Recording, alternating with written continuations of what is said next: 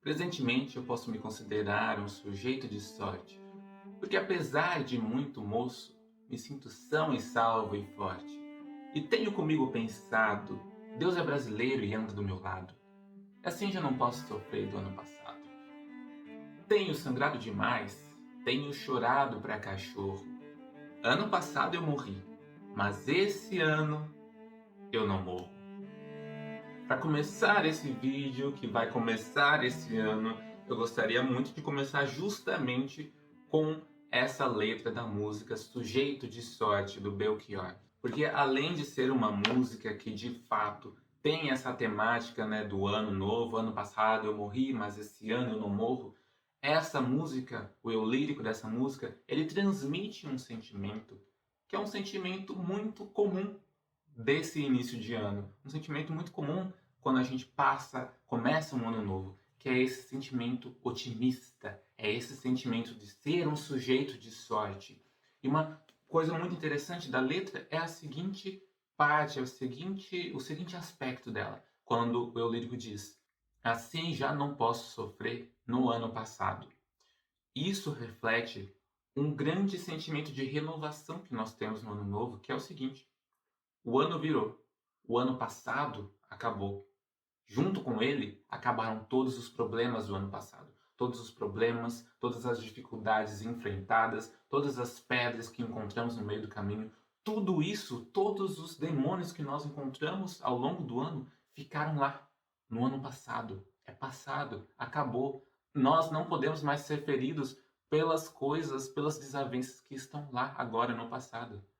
Ano novo, vida nova, uma chance de um recomeço, uma chance de fazer tudo de novo e quem sabe fazer tudo diferente sem ter que se preocupar, sem ter que lidar com os problemas que estão ficando para trás.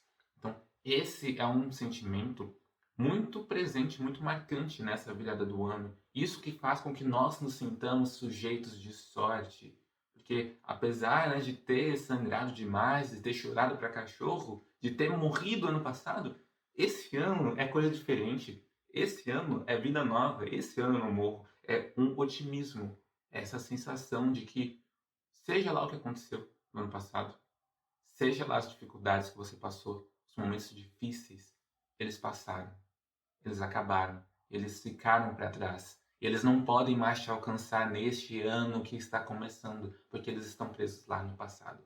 E essa é a grande genialidade, a grande inspiração e a grande motivação, a grande esperança que faz com que nós nos consideramos sujeitos de sorte no ano novo. E de fato, esse otimismo do ano novo, você poderia dizer, nossa, mas é só uma questão de calendário, só uma questão de datas, só uma questão disso, aquilo, porque os problemas podem voltar, vão ter os problemas desse ano. Tudo bem, é verdade. Mas eu acho muito interessante que nós tenhamos esse momento de contemplar. O ano passado acabou.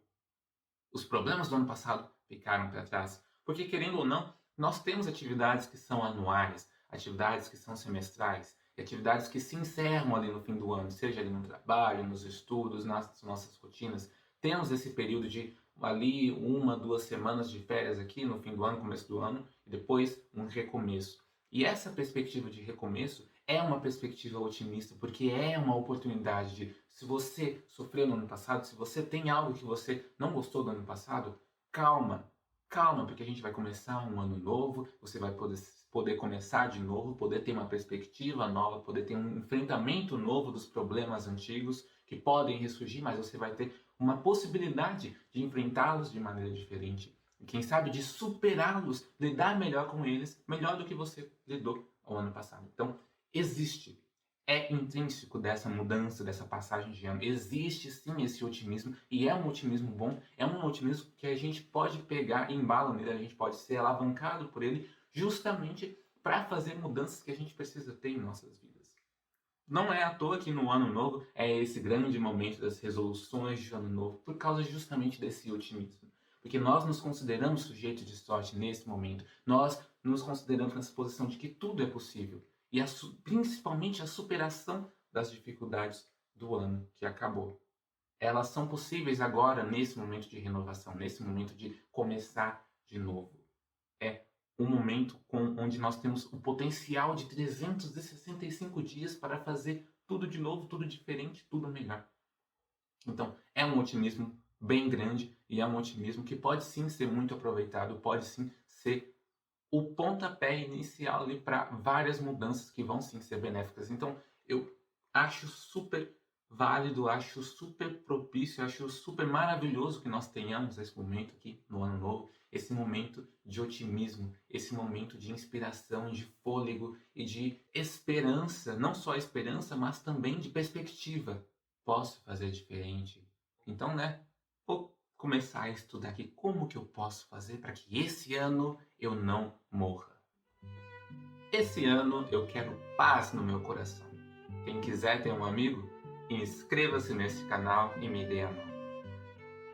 Como comentamos no início, Ano Novo, Vida Nova é esse momento onde nós temos um otimismo, nós temos uma perspectiva de que podemos corrigir os erros do passado, podemos fazer com que tudo seja melhor do que o ano que se passou. E é, portanto, um momento propício para que surjam as resoluções de Ano Novo, as promessas de Ano Novo, as metas que nós começamos a estabelecer esse ano. Eu vou arrumar um emprego melhor esse ano, eu vou estudar para fazer uma prova esse ano, eu vou perder tantos quilos esse ano, eu vou casar esse ano, eu vou fazer isso, esse ano eu vou fazer aquilo. É o momento que a gente começa ali a fazer um monte de resoluções de ano novo, fazer um monte de metas, e porque a gente realmente está nesse momento de euforia, nesse momento de otimismo, e a gente sente que pode tudo, sente que é capaz de tudo, então já começa a fazer isso. Ano passado não consegui, mas agora esse ano vai. Só que a gente está acostumado com uma seguinte situação, um problema, que é muitas metas são estabelecidas, muitos objetivos, muitas resoluções, mas poucas delas são efetivamente cumpridas. Ao longo do ano, nós vamos encontrando ali vários fracassos, várias desmotivações e vai tudo se acumulando, virando uma bola de neve. Aí vai chegar no fim do ano novo e a gente vai repetir. Ano passado eu morri, mas esse ano não morro. E tudo vai começar de novo. Então, apesar desse otimismo inicial, muitas vezes nós temos uma certa dificuldade de, uma vez estabelecidas metas, cumprir com essas metas. Tomar ações práticas para que todo esse otimismo do ano novo seja revertido em ações e em resultados ao longo do ano, efetivamente revertidos. Então aqui eu quero conversar com você, tentar entender qual seria a solução para esse problema, tentar buscar com vocês a resposta para a pergunta, para a questão: como cumprir as nossas metas de ano novo? Como fazer com que elas sejam cumpridas? Como atingir os objetivos que nós estamos traçando aqui no ano novo? Bom, e eu acho que uma primeira sugestão, que para mim é uma sugestão muito importante, que ajuda bastante a gente a lidar com essas questões de resoluções, vou cumprir minhas metas, vou bater elas, não vou mais, vou desistir de tudo, é a questão de permitir-se começar a qualquer momento, sabe? Porque a gente geralmente tem no ano novo esse momento de otimismo, esse momento de somos sujeitos de sorte, conseguiremos tudo. A gente tem esse momento para estabelecer, ó, vou fazer essas coisas. Só que às vezes a gente começa, a gente enfrenta dificuldades, a gente tem uma certa resistência para estabelecer os hábitos que vão nos levar aos nossos objetivos e assim por diante. Uma série de fatores podem fazer com que passa ali uma semana, passa ali um mês, passa ali 2 meses e a gente já perca um pouco desse otimismo, encontremos essa dificuldade no meio do caminho, uma dificuldade que pode atrasar o processo de conseguir bater as nossas metas. Por exemplo, se você está no começo do ano e fala, vou estudar para o Enem no final do ano, e você estabelece, vou estudar a partir de final de janeiro para frente, eu vou começar a estudar. Tem um período de férias, mas a partir do final de janeiro eu vou estudar. Só que aí você se enrola e chega fevereiro, acaba fevereiro, você ainda não começou a estudar. Depois março também não deu muito certo. Você não pode se deixar frustrar por ter perdido ali um mês, 2 meses, e a partir daí então decidir, olha, já comecei mal, então não vai dar mais. Então acho importante a gente ter essa abertura para se permitir começar, seja ali em qualquer outro momento do ano. Se você falou, quero perder 10 quilos nesse ano, então eu vou perder 1 quilo por mês e depois lá no final do ano eu vou ficar tranquilinho. Se começou o ano, chegou ali na metade do ano, você engordou 2 quilos. Então a sua meta ficou um pouco mais difícil. né? Agora, se eu queria perder 10, agora eu vou ter que perder 12 quilos em 6 meses. Só que você precisa ter essa maleabilidade de falar o seguinte: olha, não deu certo do começo do ano até agora, mas eu não preciso esperar o outro ano novo, o próximo ano novo para tentar de novo. Eu posso recomeçar a qualquer momento. Eu posso me sentir capaz e ir lá e planejar e tentar a qualquer momento. Eu não preciso necessariamente esperar o próximo ano novo para tentar recomeçar de novo. E isso é uma coisa que pode ajudar a gente a dar andamento a muitas metas, porque imprevistos acontecem. Às vezes as coisas demoram mais, às vezes é mais difícil no começo, às vezes demora para engatar um hábito. Mas se você só esperar para o começo do ano para começar efetivamente a pôr as suas ações em prática, aí vai ser realmente difícil você alcançar seus objetivos. Então é interessante a gente se permitir começar a qualquer momento, não ficar só esperando o começo de um novo ano. Outra coisa que eu acho muito interessante que a gente pode fazer na busca dessas metas é focar mais no processo, em processos, especialmente processos que você tem o controle, do que muito ali nos resultados. Por exemplo, voltando aqui no exemplo do Enem, vestibular. Você tem essa meta. Esse ano eu quero passar no vestibular, eu quero para ano que vem fazer uma faculdade. Só que talvez não seja muito interessante você se pautar só isso, no resultado, resultado, resultado. Passar, passar, passar, passar no vestibular. É mais interessante você deixar na sua meta um foco maior no processo em si e em coisas que você controla desse processo. Por exemplo, ao invés de dizer, esse ano eu vou passar no Enem, esse ano eu vou passar no vestibular. Tenta estabelecer, esse ano eu vou criar um cronograma de estudos, eu vou estudar tantas horas por semana, eu vou me dedicar, eu vou fazer simulados, eu vou seguir esse cronograma para poder fazer a minha prova de vestibular. Porque, primeiro, não tem como você conseguir o resultado sem ter esse foco no processo, sem você trabalhar esse processo que vai te levar aos resultados. E segundo, você tem o controle sobre esse processo. Então é muito mais eficiente, é muito mais coerente, até mesmo podemos dizer coerente, você focar no processo, porque você não tem como controlar se vai passar ou não. Tipo, isso não é uma coisa que você vai decidir. É uma coisa que os seus resultados vão mostrar lá no final do ano. O que você vai decidir é quantas horas você vai estudar por semana. É em quais horários vai estudar de manhã, vai estudar de tarde, vai fazer isso, vai fazer aquilo. Quais vão ser a sua rotina, o seu cronograma de estudos. Isso você tem controle. E é esse controle no processo que vai potencialmente te levar aos resultados lá no final do ano. Então é mais interessante focar nos processos do que nas metas. Porque aí também, ao focar nos processos, você se foca no presente, você foca no que você precisa fazer hoje para conseguir os resultados amanhã. Não fica só pensando, eu quero passar, eu quero entrar nessa faculdade, eu quero fazer isso, eu quero fazer aquilo. Aí vai passando o tempo. Quando você vê, falta uma semana para a prova, você estudou pouca coisa, justamente porque não focou no processo. Então, acho que focar no processo é uma coisa muito interessante, justamente para a gente conseguir caminhar para o resultado, ao invés de só ficar pensando no resultado e esquecer do processo, que é o que vai efetivamente nos levar até lá. Outra coisa que também é interessante é tornar as suas metas mais objetivas, no sentido de que, se você quer, voltando no outro exemplo, perder peso, você pode falar: minha meta esse ano é emagrecer, minha meta é perder peso. Mas percebe que é uma meta que, se você perdeu 1 quilo, você cumpriu a meta? Se você perdeu 10 quilos, você cumpriu a meta? Ou você tem que perder 20 quilos para cumprir a meta? Então, é interessante a gente também tornar as nossas metas mais objetivas para a gente saber o quanto que a gente precisa se empenhar, o quanto que a gente precisa se desenvolver, se esforçar para atingi-las e para a gente saber, olha, atingir. Ou então, olha, falta 6 meses e ainda falta tantas coisas, falta tantos quilos para eu atingir minha meta. Então, ao invés de falar, esse ano eu vou perder peso, tenta estipular, esse ano eu vou perder 10 quilos. Que aí você vai ter uma base mais sólida para trabalhar, seja lá o que você vai estar fazendo ao longo do ano para atingir essa meta que você sabe, agora consegue ver objetivamente qual que é a sua meta, 10 quilos. E para finalizar, acho que um ponto muito interessante que uma meta pode ter para ela se tornar mais facilmente atingível é estar escrita, estar posta, ser vista ao longo do ano.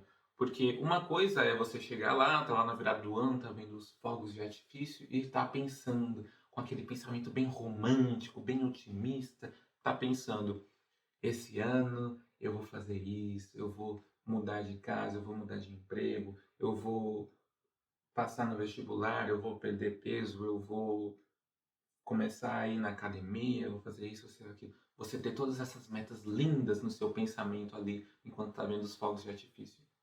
Só que aí passa uma semana, passa um mês, você já esqueceu das suas metas. Se você não deixou elas anotadas, se você não deixou elas registradas, se você não chegou e pá, colocou elas em algum lugar, as chances são que você vai esquecer dos seus desejos. E você vai se lembrar só lá no final do ano, quando você estiver fazendo retrospectiva e pensar: nossa, esse ano eu não fiz nada do que eu queria ter feito. Então eu acho que ao escrever, ao anotar, ao registrar e ao tornar essas metas visíveis para você ao longo do ano, você vai estar justamente lembrando-se delas constantemente. Se você já estiver fazendo algo a respeito, ótimo, você vai olhar ali, nossa, isso que eu estou fazendo, eu estou indo na academia, é justamente a minha meta. Você vai ficar contente e vai continuar fazendo. E se você ainda não está indo na academia, apesar de ser sua meta, quando você bater o olho, opa, olha só a meta que eu tinha para esse ano, ir na academia. Já está em março e eu ainda não comecei, então é melhor eu começar porque, né, eu sei que se eu coloquei aqui com as minhas metas, eu sei que é importante, então é melhor eu correr atrás disso. É essa a questão. A meta que não é vista não é lembrada. Se ela não é lembrada, dificilmente ela vai ser atingida, dificilmente ela vai ser executada. E é claro que isso varia de pessoa para pessoa. Talvez você precise escrever a sua meta e colar um post-it ali na porta do seu quarto. Para você, todo dia de manhã, você encarar aquela meta e pensar: quero fazer isso, é verdade. Eu preciso tomar jeito, tomar modo de concluir isso. Talvez você coloque ali um lembrete no seu celular para ele te avisar, te lembrar semanalmente, mensalmente. Ou talvez você só anote, só o ato de anotar já vai deixar essa meta muito mais concreta para você já vai ter ela muito mais presente ali. Olha, isso é importante. Só anotar já vai fazer com que você dê a devida importância para essa meta ao longo do ano. Varia de caso a caso. Mas se você está esquecendo as suas metas, então acho que você precisa reforçar um pouco mais a quantidade das vezes ao longo do ano que você está vendo essas metas, você está se lembrando dessas metas. E é por meio de medida aqui, medida lá, que a gente vai tornando as nossas metas mais visíveis, mais palpáveis, mais objetivas, vai se concentrando mais nos processos que vamos levar aos nossos resultados e vamos poder chegar então no fim do ano com aquele otimismo do ano novo, aquele otimismo do sujeito de sorte realmente contemplado ao fim do ano, quando a gente chega lá e fala: olha, esse ano eu consegui bater as minhas metas. Esse ano eu não morri e o próximo ano vai ser melhor ainda. Planejamento de longo prazo não lida com decisões futuras, mas com um futuro de decisões presentes. Além das metas que a gente estabelece, objetivos mais claros, sim, quero fazer isso esse ano, quero fazer aquilo esse ano. Algumas dessas metas podem exigir um certo planejamento, algo que exige um pouco mais de estratégia, exige um pouco mais de método para conseguir. Por exemplo, no que a gente até já falou hoje, se a sua meta é passar no vestibular, isso exige um pouco mais de planejamento, no sentido de que você vai ter que estabelecer um cronograma de estudos, vai ter que saber quais conteúdos você vai ter que estar estudando, quais livros você vai ter que ler para fazer essa prova, quais exercícios, quando que você vai fazer um simulado ou outro para testar se você está evoluindo. Então, exige um certo planejamento. Bem como também, se for um caso, você quer mudar de emprego, talvez você precise se planejar para isso. Talvez você precise acertar as coisas ali no seu emprego, começar a preparar a saída, começar a estudar para se preparar para um novo emprego, quem sabe para fazer um processo seletivo, começar já a pensar o seu currículo, se está precisando atualizar, para quem você vai mandar, quem você vai contatar para ver se, né, consegue aí alguma vaga, alguma oportunidade. Então, algumas ações exigem mais planejamento. Também é um momento muito propício, ano novo, a gente pensar: o que eu vou fazer ao longo do ano para atingir esses objetivos que eu quero? E percebe que quando a gente fala planejamento de ano novo, ou de forma geral, planejamento a longo prazo, a gente não está falando: olha, no futuro eu vou tomar essas decisões, eu vou estar fazendo. Não, não, não, não, não, não. A gente está pensando em ações presentes, decisões que a gente tem que tomar no presente, que vão guiar ali para o caminho que a gente vai estar seguindo, que vamos guiar na direção do que a gente quer atingir ou na direção oposta. Então não é muito aquela questão de quando chegar a hora a gente vê, quando chegar lá a gente decide. Acho que é muito válido sim, a gente planejar, porque não é sobre tomar decisões futuras, mas lidar com decisões presentes que vão afetar o seu futuro. E aqui eu tenho uma proposta para você, uma proposta de como nós podemos fazer planejamentos para o ano novo ou planejamentos a longo prazo de forma geral. Mais uma vez, nessa minha proposta, existe muito um paralelo com a escrita, com o planejamento, o desenvolvimento de uma história. Quando você vai escrever uma história, escrever um romance, um livro, uma novela, você tem ali um evento principal que você quer conversar. A história sobre que você quer falar. Você quer, por exemplo, você vai escrever lá Harry Potter, você vai escrever a história do menino bruxo que tem que enfrentar o Lorde das Trevas. Essa é a sua história que você vai contar. E como que você conta ela? Você estabelece o ponto inicial da história. A história começa aqui, com um menino, um bebê, sendo deixado na casa dos tios depois que os pais foram assassinados pelo bruxo das trevas. E a história termina lá, que eu não vou falar o final, porque caso você não tenha assistido os filmes ou lido os livros do Harry Potter, eu não quero dar spoiler, mas aqui a história tem um final. Uma vez que você sabe o ponto inicial da história e o ponto final da história, você tem em mãos a tarefa de determinar aqui os pontos intermediários. O que vai fazer os personagens saírem desse ponto inicial para chegarem até a conclusão da história aqui, quando tudo acaba. Quais são os principais pontos? Ah, o menino bruxo ele vai crescer, depois ele vai receber uma carta, vai ir para Hogwarts, depois ele vai enfrentar umas coisas estranhas lá na escola, depois ele vai ser perseguido pelo prisioneiro de Azkaban, depois ele vai receber mentorias do diretor, do Dumbledore, depois vai acontecer isso, depois ele vai atrás das relíquias da morte, etc. e tal. Você define quais são os principais pontos dessa história e você começa a enxergar. Olha, então os personagens vão se movimentar dessa forma.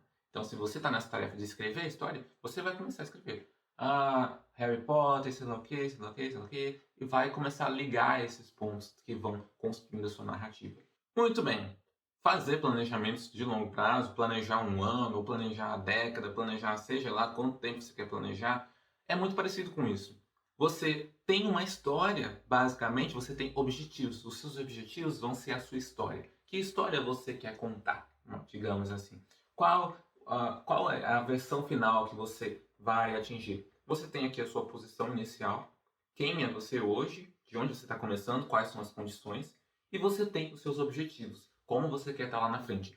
O que você está planejando? Onde você planeja estar no final do ano? Ou onde você planeja estar daqui a 5 anos, daqui a uma década, daqui a 20 anos? São dois pontos. O ponto inicial e o ponto final. E aí, para o seu planejamento, o que vai ser o seu planejamento? Vai ser estipular quais são os pontos fundamentais aqui no meio do caminho que vão te levar desse ponto inicial onde você está hoje, no começo do ano, no começo de 5 anos, no começo da década, que vão te levar lá para o final, quando você vai efetivamente ter realizado os seus objetivos. E aqui é essa hora, essa coisa de estabelece quais são os pontos principais, quais são os pontos estratégicos que vão fazer você chegar daqui até lá. Numa possibilidade dessas, você pode dar mais ou menos detalhamentos para o seu planejamento, conforme você sentir a necessidade.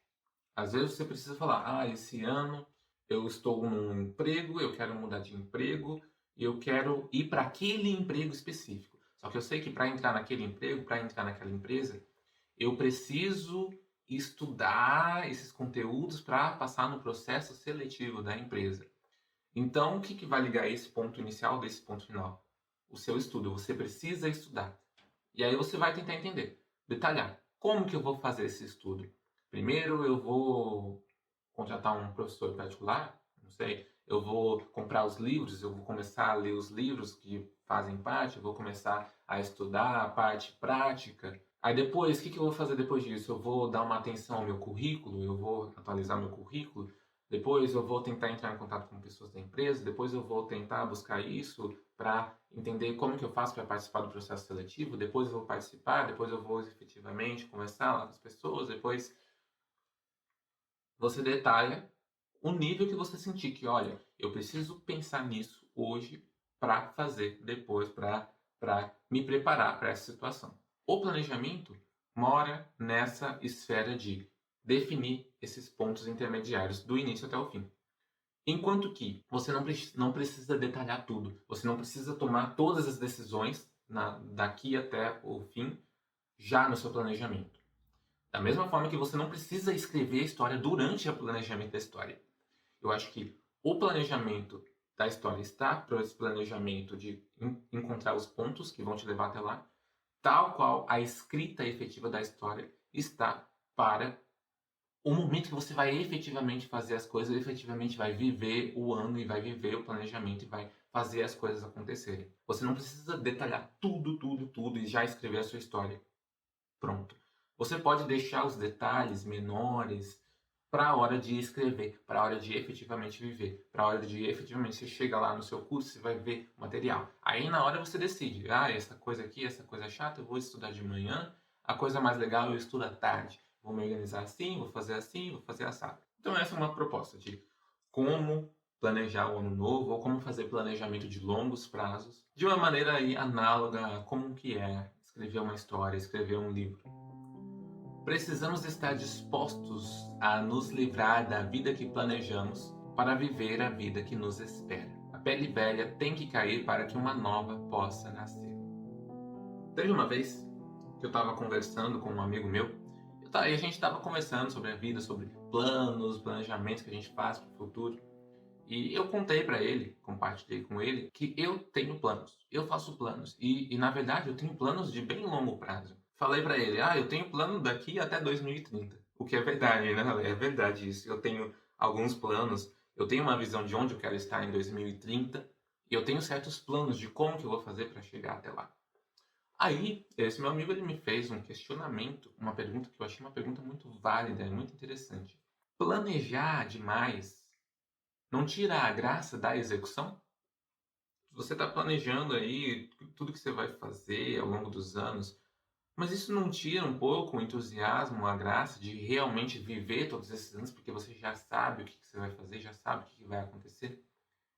Né? É uma pergunta muito válida. E de fato, no momento que ele me perguntou isso, eu nunca tinha pensado a respeito disso, nunca tinha pensado, nossa, planos tiram a graça da execução? Mas aí eu olhei para mim mesmo e percebi que eu já estava ali há uns 2 anos vivendo ali o começo do meu planejamento de longo prazo. E eu percebi que nunca aconteceu comigo de que os meus planos tiraram a graça da execução. Porque os meus próprios planos, eles têm metas muito claras, objetivos muito claros e tem aqui passos, né, uma estipulação de passos que vão me levar até lá. Mas, de certa forma, meu planejamento também é muito flexível, no sentido de que eu estabeleço, quero chegar lá. O que que hoje eu acho que eu preciso fazer para chegar lá? Tomar esse caminho. Eu pego e tomo esse caminho. Quando eu tomo esse caminho, eu vou encontrar, me deparar com obstáculos novos, com informações novas, com desejos novos, com uma quantidade de coisas que eu não sabia que iam aparecer ali. Quando eu me deparo com essas coisas, eu ainda tenho o meu plano, eu ainda tenho o meu objetivo lá no fim, e agora eu tenho uma nova perspectiva. A partir daqui, como que eu vou passar para o próximo ponto? Vou fazer esse outro caminho. Então, a partir daqui, eu estabeleço. Agora eu vou me guiar por aqui. Chego lá no outro ponto, novas perspectivas, novos obstáculos, novas dificuldades, desafios. Vou agora por aqui. De forma que, em 2 anos, o meu planejamento, apesar de a longo prazo ele ainda ser o mesmo, apesar de longo prazo ele ainda ter as mesmas metas, na microescala, nos acontecimentos cotidianos contemporâneos aqui, ele é bem flexível, bem maleável e de fato se move bastante. De forma que em nenhum momento eu percebo que viver perde a graça. Porque apesar de eu planejar, eu planejo o que eu quero, os pontos aos quais eu quero me direcionar, mas eu não sei como exatamente cada detalhe que vai me levar lá.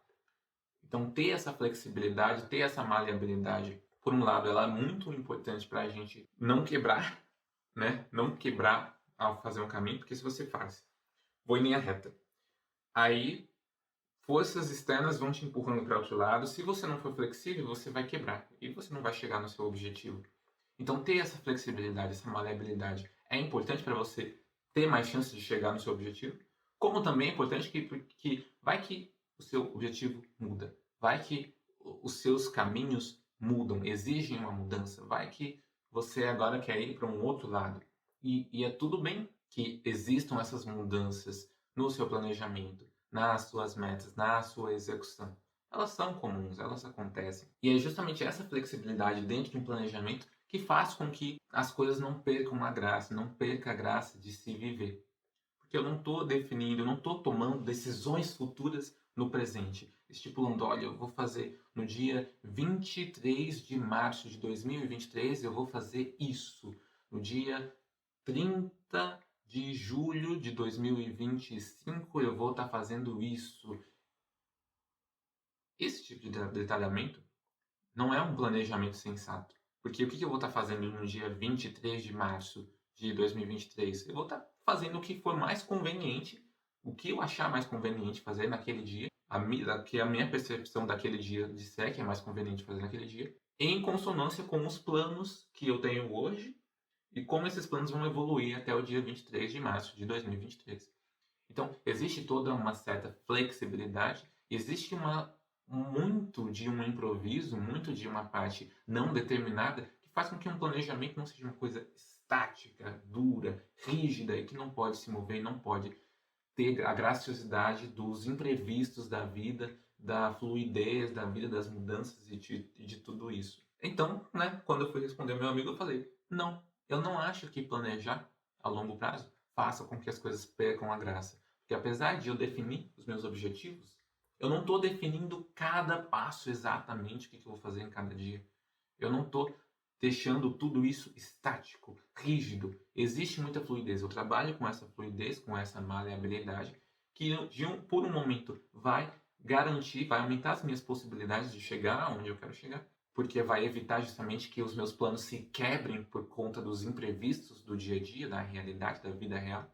E por outro lado, vai garantir toda essa flexibilidade, vai garantir com que viver não perca a graça.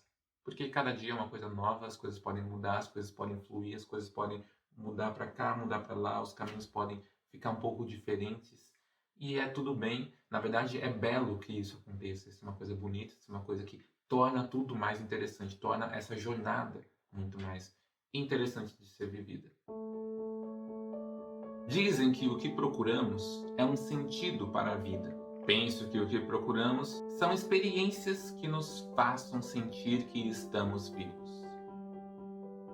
Como última pauta da nossa conversa de hoje, de celebração aqui do Ano Novo, do início de um novo ciclo, depois de ter discutido toda essa questão de metas, de planejamento de Ano Novo, eu queria discutir com você a seguinte questão. Um ano sem planejamento pode ser bem vivido? Porque a gente pensou, ok, planejamentos podem ser importantes para que a gente conclua os passos, conclua o processo que vamos levar aos nossos resultados desejados. Pode ser muito importante o planejamento por conta disso. Planejamento, se a gente não for muito rígido, eles não vão tirar a graça de viver no dia a dia com as intempéries, os improvisos de cada dia. Mas a gente se pautou muito nessa noção de que um planejamento ele é muito benéfico e talvez até necessário para que a gente consiga atingir nossas metas, para que a gente consiga atingir objetivos. E aqui eu ponho em questão isso. São realmente necessários? Realmente é preciso ter um bom planejamento para se viver um bom ano? Para se viver, de forma mais geral, uma boa vida? Eu preciso planejar minha vida para viver ela? Bom, a resposta não é simples. Talvez a resposta seja muito pessoal, inclusive. Talvez você goste de viver as coisas sem ter ideia do que vai acontecer. Sem ter ideia de onde você vai estar daqui a um ano, daqui a 5 anos. Deixar com que as coisas aconteçam e lá na frente você deixar-se se surpreender pelo que aconteceu ou deixou de acontecer. Talvez esse seja um estilo de vida mais interessante para você. Se for o caso, eu não acho que um planejamento vai ser uma coisa muito necessária para você. Talvez seja até desinteressante, talvez você realmente goste de viver mais conforme a onda. Agora, quando você tem interesses claros, objetivos claros, e você tem até um pouco de, eu tenho a ambição de conseguir esse emprego, tenho a ambição de ter um salário assim, tenho a ambição de ingressar nessa universidade, tenho a ambição de ter uma rotina, uma vida saudável nesse estilo. Se você tem objetivos mais claros, E são objetivos que não vão ser da noite para o dia conquistados, realizados.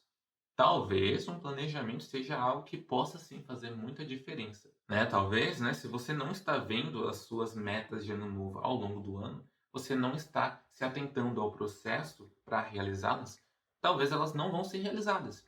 E nesse caso, um planejamento de ano pode ser uma coisa importante, num nível mais ou num nível menos detalhado. Eu, particularmente, eu tenho uma perspectiva, né? O que que eu vou estar fazendo, quais são meus planos daqui até 2030, porque eu tenho um ideal, eu tenho sonhos, desejos e uma vontade, onde eu quero estar em 2030. Eu já tenho isso. Eu tenho que, a minha visão, em 2030 eu quero estar fazendo isso, isso, isso, eu quero estar nessas condições de vida, eu quero estar nessas condições, eu quero ter feito tudo isso já. Pronto, estabeleci. E uma vez que eu vejo o que eu quero ter conquistado lá em 2030, eu percebo que se eu ficar na mesmice, se eu ficar só indo conforme a onda, eu vejo que eu não vou chegar lá onde eu quero chegar. Daí eu sinto muito a necessidade de existir um planejamento para que me propicie chegar lá. Agora, se a sua meta é chegar em 2030, chegar em 2050, tendo vivido uma vida calma, uma vida sem correria, uma vida tranquila, uma vida onde você viveu dia após dia, sabendo que estava fazendo ali o melhor para cada dia, sem pretensões muito altas ou sem objetivos difíceis de conquistar, isso parece muito mais para mim uma decisão dia após dia, uma coisa que você vai fazendo dia após dia. Se você tem essa mentalidade hoje, você tem essa mentalidade de manhã, você vai vivendo um dia após o outro. Você não precisa de um planejamento muito estruturado para chegar lá. Então isso depende muito da sua personalidade, de como você encara a vida e de quais são os seus objetivos. Se é que você tem objetivos maiores, assim, quais são esses objetivos? Se são difíceis de alcançar, que exigem um certo preparo, uma certa busca mais ativa por eles, ou se são objetivos que são mais casuais, nesse sentido de que você não precisa se esforçar muito para virar, porque você naturalmente já vai tender a esse local que você quer atingir. Então, é uma resposta muito pessoal, é uma resposta que depende muito dessa introspecção, de você entender aonde você quer chegar. Talvez você possa viver o seu ano sem ter feito planejamento nenhum, sem ter feito resolução de ano nenhuma, chegar no final do ano satisfeito, contente com o ano que você viveu. Isso é possível, isso é natural e eu acho que acontece muito facilmente para muitas pessoas. Vai aí então da reflexão de cada um, da introspecção que cada um entende que é importante para si, que quer conquistar, ou como quer lidar com o ano, como quer viver dia após dia. Agora eu peço de você uma coisa, deixe aqui nos comentários o que você achou desse episódio especial de Ano Novo. Isso, claro, se você estiver assistindo o Wesley no começo do ano. Caso esteja assistindo em outro momento, pode deixar também um comentário dizendo o que você achou do vídeo e o que você achou dessa discussão sobre planejamentos, planejamento a longo prazo, início de novo ciclo, sobre esse otimismo que temos em um novo ciclo, sobre metas e toda essa discussão que nós acabamos de ter. No mais, eu agradeço muito a sua presença até aqui. Espero que você tenha um ótimo ano novo, um ótimo início de ciclo, que você possa ter motivação, convicção para perseguir os seus sonhos, sejam quais forem os seus sonhos. E reitero o convite, inscreva-se nesse canal caso queira ter mais conversas como essa e caso queira ter um amigo aqui para o seu ano novo. Vou ficando por aqui e vejo você no próximo vídeo.